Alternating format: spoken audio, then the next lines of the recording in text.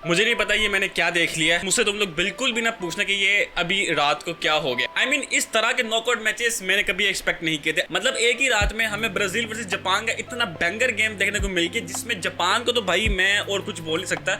Japan से ज्यादा discipline team मैंने अभी तक नहीं देखी। I mean, तुम लोग देख लो, जापान के अंदर कोई भी इतना कोई फेमस विंगर तो है नहीं, कोई इतना फेमस स्ट्राइकर ऐसा कोई बंदा है नहीं, लेकिन उनके दरमियान की जो केमिस्ट्री है वो इतनी सेक्सी बैठी हुई है। और जिस तरह वो अपने मैनेजर को सुनते हैं यार, I mean, वो सब कुछ देख के मैड्रिड के प्लेयर से कहना शुरू हो गए कि यार ये सब कुछ फेक। I mean, इतना प्यारा फुटबॉल जापान ने खेला है, मेरे पास कोई अल्फाज नहीं है। लेकिन उसके बाद जो हमारे कार्लो दद्दू ने काम कर दिया, I mean, वो इस तरह के काम करने का आदी है। और मुझे पता था कि यार बस एक दफा अगर ब्राजील ने गोल मार दिया तो फिर उसके बाद ब्राजील को कम बैक करने से कोई भी नहीं रोक सकता। और 56 मिनट में आके उन्होंने इक्वलाइजर मारा था। और उसके बाद मुझे समझ में आ गई थी कि यार अब ब्राजील को कोई भी नहीं हरा सकता। I mean, अगर मैं जापान की परफॉर्मेंस को लेकर बात करूं तो उन्होंने काफी ज्यादा अच्छी परफॉर्मेंस दी है। और इवन तो मैं ये कहना चाहूंगा कि फर्स्ट हाफ के अंदर जापान ने जिस तरह की performance the, I mean, Brazil को उन्होंने पीछे करके रखा हुआ था और जापान फुल अटैकिंग कर रहा है। मतलब तुम लोग ये समझ लो कि फर्स्ट हाफ जापान पूरा गेम को कंट्रोल कर रहा था, लेकिन उसके बाद जैसे ही सेकंड हाफ है, और इवन तो सेकंड हाफ के अंदर भी स्टार्टिंग के 10 मिनट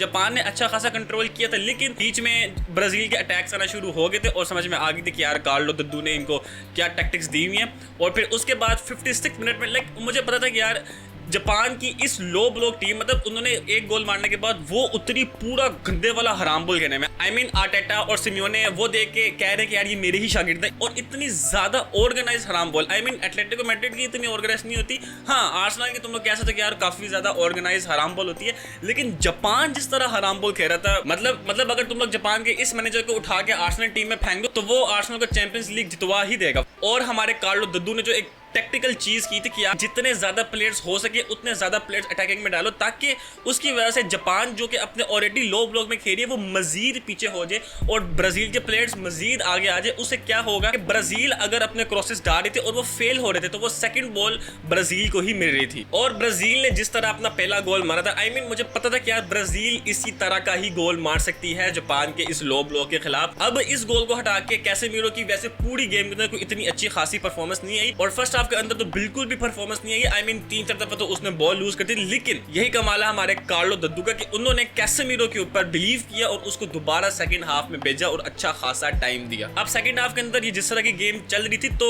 साफ साफ दिखाई दे रहा था कि यार यहाँ पे नेमार की जरूरत है, मतलब ऐसे बंदे की जरूरत है जो कि चांसेस बनाए, जो कि ड्रिबल करे।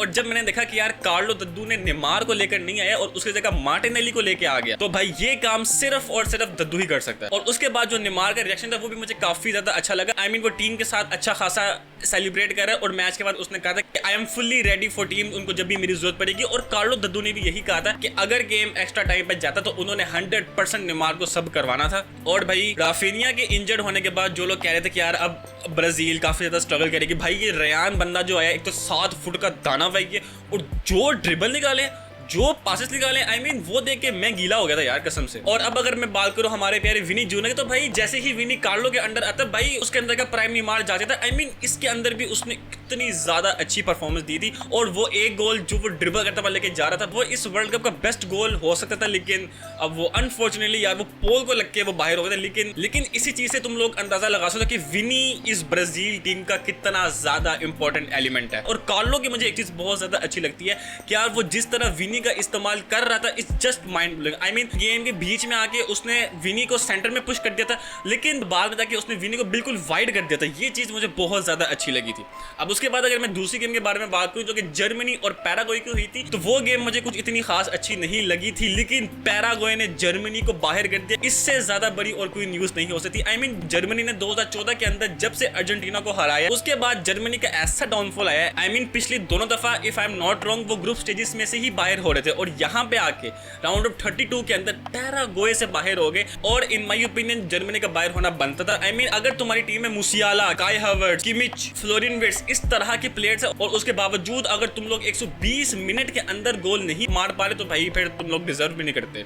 और पेनल्टीज जो हुई हैं, I mean, मैनुअल नोयल 40 साल का बंदा और अभी भी उसके अंदर वही फ्लेयर है। I mean, जिस तरह उसने एक पेनल्टी सेव की थी, दूसरी तो वो गोल से बाहर ही चली गई थी, लेकिन अभी भी उसके अंदर वो फ्लेयर है और जिस तरह उसने पेनल्टीज में कम बैक किया था। और उसके बाद अगर मैं एक और थ्रिलर गेम के बारे में बात करूं जो कि मोरक्को वर्सेस नीदरलैंड के दरमियान हुई थी, तो उसको देख के भाई मैं ये कहना चाहता हूं कि यार मोरक्को को अब अगर किसी ने अंडरडॉग कहा तो उसकी मैं मार के रख दूंगा। आई मीन ये टीम अंडरडॉग नहीं हो सकती यार। पिछले वर्ल्ड कप के अंदर ये सेमीज तक गए थे और उसके बाद कुछ लोग ये सोचना शुरू हो गए थे कि यार बस वन सीजन वंडर है, बस ये एमी पहुंच गया। लेकिन इस वर्ल्ड कप के अंदर इन्होंने ये प्रूव कर दिया कि they are actually Brazil of Africa. I mean Morocco के पास भी कोई इतने अच्छे खासे विंगर्स तो है नहीं, लेकिन इनके अंदर की भी केमिस्ट्री और इनके अंदर का जो जोश है वो बहुत ज़्यादा अच्छा लगता है। और हकीमी की मैं क्या ही बात करूं, आई मीन हकीमी इस मैच में हर तरफ था। आई मीन मिड में था, अटैक कर रहा था, डिफेंड कर रहा था। आई मीन तुम लोग मानो या ना मानो, हकीमी के अराउंड ही पूरी टीम फिरती है। आई मीन मोरक्को जिस तरह की पासिंग कर रही थी और जिस तरह का वो अटैक बना रही थी, it's just out of this world. और लाइक जब तुम्हारे सामने 8-8, 10-10 फुट के दानव डिफेंडर्स खड़े हुए हैं, वेंडे आ गया, वेंडेवन आ गया, डम्फ्रीज आ गया, वेंडे हाई करके भी एक उनका डिफेंडर है। अगर इस तरह के डिफेंडर्स तुम्हारे सामने, तो उसके बावजूद तुम लोग गोल मार रहे हो। और मोरक्को ने जो अपना पहला गोल मारा था, आई मीन वैन डाइक के सर के ऊपर चढ़ के उसको कोटा करके जिस तरह उसको गोल मारा है, it's just out of this world. I mean वो 10 फुट का दानव, तुम उसके सामने हेडर पे तुम गोल मार रहे हो। और वैन डाइक बस खरा खरा मुंह देख रहा था। लेकिन उसके अलावा जो गाकपू ने जो गोल मारा था और उसके बाद जो सेलिब्रेशन हुई थी, आई मीन कुछ चीजें फुटबॉल से काफी ज्यादा ऊपर की होती हैं। और इस मैच से पहले गाकपू ने और उसकी वाइफ ने एक अनबॉर्न चाइल्ड खो दिया था, तो वो क्या फील होती है कि आप लोग पेरेंट्स बनते बनते रह गए, उस बात से तो मैं रिलेट नहीं कर सकता। लेकिन मैं अपनी तरफ से गाकपू और उसकी वाइफ को बेस्ट विशेस दे सकता हूँ जरूर। आई मीन पूरे स्टेडियम के अंदर बूज हो रहे थे, लेकिन गाकपू ने जैसे ही गोल मारा था तो पूरा स्टेडियम उठ के अपलोड करना शुरू हो गया था। यार that's the beauty of football यार। और इस पूरी गेम के अंदर नीदरलैंड्स के गोलकीपर ने जो परफॉर्मेंस दी है, आई मीन उसने कैसे कैसे सेव्स निकाले।